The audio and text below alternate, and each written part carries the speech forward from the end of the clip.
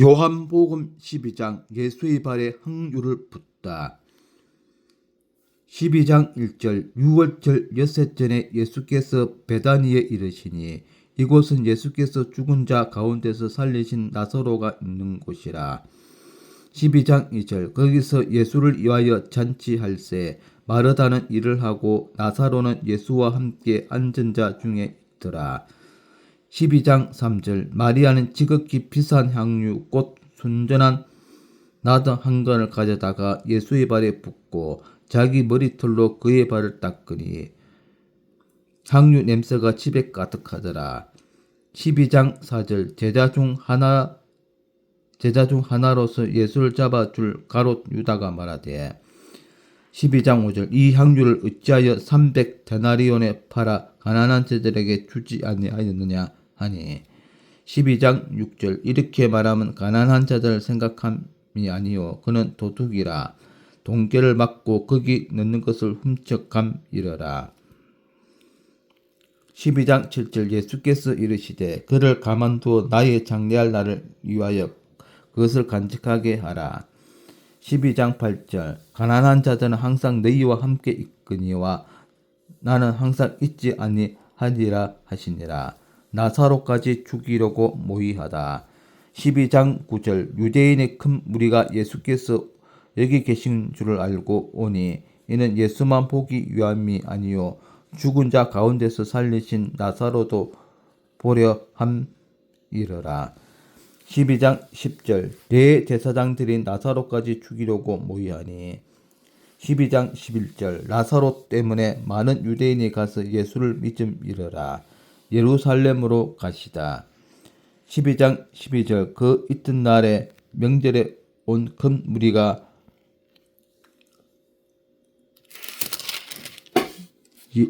예수께서 예루살렘으로 오신다는 것을 듣고 12장 13절 종려나무 가지를 가지고 맞으러 나가 외치되 호산나 찬송하리로다.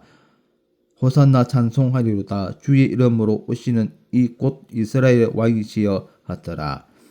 12장 14절 예수는 한 어린 나귀를 보고 타시니 12장 15절 이는 기록된 바 시온 따라 두려워하지 말라. 보라 너희의 왕이 나귀 새끼를 타고 오신다 함과 같더라. 12장 16절 제자들은 처음에 이 일을 깨닫지 못하였다가 예수께서 영광을 얻으신 후에야 이것이 예수께 대하여 기록된 것임과 사람들이 예수께 이같이 한 것임이 생각났더라.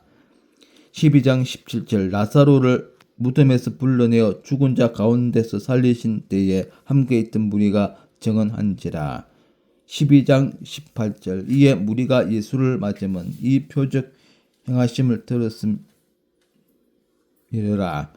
12장 19절 바리새인들이 서로 말하되 볼지어다 너희 하는 일이 쓸데없다. 보라 온 세상이 그를 따르는 도다 하니라.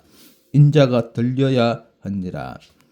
12장 20절 명절에 예배하러 올라온 사람 중에 헬라인 몇이 있는데 12장 21절 그들이 갈릴리 베세다 사람 빌립에게 가서 청하여 이르되 선생이여 우리가 예수를 배우고자 하나이다 하니 12장 22절 빌립이 안드레에 가서 말하고 안드레와 빌립이 예수께 가서 여쭈니 12장 23절 예수께서 대답하여 이르시되 인자가 영광을 얻을 때가 왔도다. 12장 24절 내가 진실로 너희에게 이르노니 한 알의 밀이 땅에 떨어져 죽지 아니하면 한 알 그대로 있고 죽으면 많은 열매를 맺느니라. 12장 25절 자기의 생명을 사랑하는 자는 잊어버릴 것이요 이 세상에서 자기의 생명을 미워하는 자는 영생하도록 보전하리라. 12장 26절 사람이 나를 섬기려면 나를 따르라. 나 있는 곳에 나를 섬기는 자도 거기 있으리니 사람이 나를 섬기면 내 아버지께서 그를 기이 여기시리라. 12장 27절 지금 내 마음이 괴로우니 무슨 말을 하리요 아버지여 나를 구원하여 이때를 면하게 하여 주옵소서. 그러나 내가 이를 위하여 이때에 왔나이다. 12장 28절 아버지여 아버지의 이름을 영광스럽게 하옵소서 하시니 이에 하늘에서 소리가 나서 이르되 내가 이미 영광스럽게 하였고 또다시 영광스럽게 하리라 하시니 12장 29절 곁에서 들은 무리는 천둥이 울었다고도 하며 또 어떤 이들은 천사가 그에게 말하였다고도 하니 12장 30절 예수께서 대답하여 이르시되 이 소리가 난 것은 나를 위한 것이 아니요 너희를 위한 것이니라. 12장 31절 이제 이 세상에 대한 심판이 이르렀으니 이 세상의 임금이 쫓겨나리라. 12장 32절 내가 땅에서 들리면 모든 사람을 내게로 이끌겠노라 하시니 12장 33절 이렇게 말씀하시면 자기가 어떠한 죽음으로 죽을 것을 보이심이러라. 12장 34절 이에 무리가 대답하되 우리는 율법에서 그리스도가 영원히 계신다함을 들었거늘 너는 어찌하여 인자가 들려야 하리라 하느냐. 이 인자는 누구냐. 12장 35절 예수께서 이르시되 아직 잠시 동안 빛이 너희 중에 있으니 빛이 있을 동안에 다녀 어둠에 붙잡히지 않게 하라. 어둠에 다니는 자는 그 가는 곳을 알지 못하느니라. 12장 36절 너희에게 아직 빛이 있을 동안에 빛을 믿으라. 그리하면 빛의 아들이 되리라. 그들이 예수를 믿지 아니하다. 예수께서 이 말씀을 하시고 그들을 떠나가서 숨으시니라. 12장 37절 이렇게 많은 표적을 그들 앞에서 행하셨으나 12장 37절 이렇게 많은 표적을 그들 앞에서 행하셨으나 그를 믿지 아니하니 12장 38절 이는 선지자 이사야의 말씀을 이루려 하심이라. 이르되 주여 우리에게서 들은 바를 누가 믿었으며 주의 팔이 누구에게 나타나나이까 하였더라. 12장 39절 그들이 능히 믿지 못한 것은 이 때문이니 곧 이사야가 다시 일렀으되 12장 40절 그들의 눈을 멀게 하시고 그들의 마음을 완고하게 하셨으니 이는 그들로 하여금 눈으로 보고 마음으로 깨닫고 돌이켜 내게 고침을 받지 못하게 하려 함이라 하였음이더라. 12장 41절 이사야가 이렇게 말한 것은 주의 영광을 보고 주를 가리켜 말한 것이라. 12장 42절 그러나 관리 중에도 그를 믿는 자가 많되 바리새인들 때문에 드러나게 말하지 못하니 이는 출교를 당할까 두려워함이라. 12장 43절 그들은 사람의 영광을 하나님의 영광보다 더 사랑하였더라. 마지막 날과 심판 12장 44절 예수께서 외쳐 이르시되 나를 믿는 자는 나를 믿는 것이 아니요 나를 보내신 이를 믿는 것이며 12장 45절 나를 보는 자는 나를 보내신 이를 보는 것이니라. 12장 46절 나는 빛으로 세상에 왔나니 물론 나를 믿는 자는 어둠에 거하지 않게 하려 함이로다. 12장 47절 사람이 내 말을 듣고 지키지 아니할지라도 내가 그를 심판하지 아니하노라. 내가 온 것은 세상을 심판하려 함이 아니요 세상을 구원하려 함이로라. 12장 48절 나를 저버리고 내 말을 받지 아니하는 자는 심판할 이가 있으니 곧 내가 그 말을 마지막 날에 그를 심판하리라. 12장 49절 내가 내 자의로 말한 것이 아니요 나를 보내신 아버지께서 내가 말할 것과 이럴 것을 친히 명령하여 주셨으니 12장 50절 나는 그의 명령이 영생인 줄 아노라. 그러므로 내가 이르는 것은 내 아버지께서 내게 말씀하신 그대로니라 하시니라. 네, 이상 요한복음 12장 내용이었고 주석을 살펴보도록 하겠습니다. 12장 1절에서 8절 옥합을 깨뜨리다. 본문의 잔치는 예수님을 위한 잔치였기에 특별한 의미가 있다. 1. 예수님을 위한 잔치.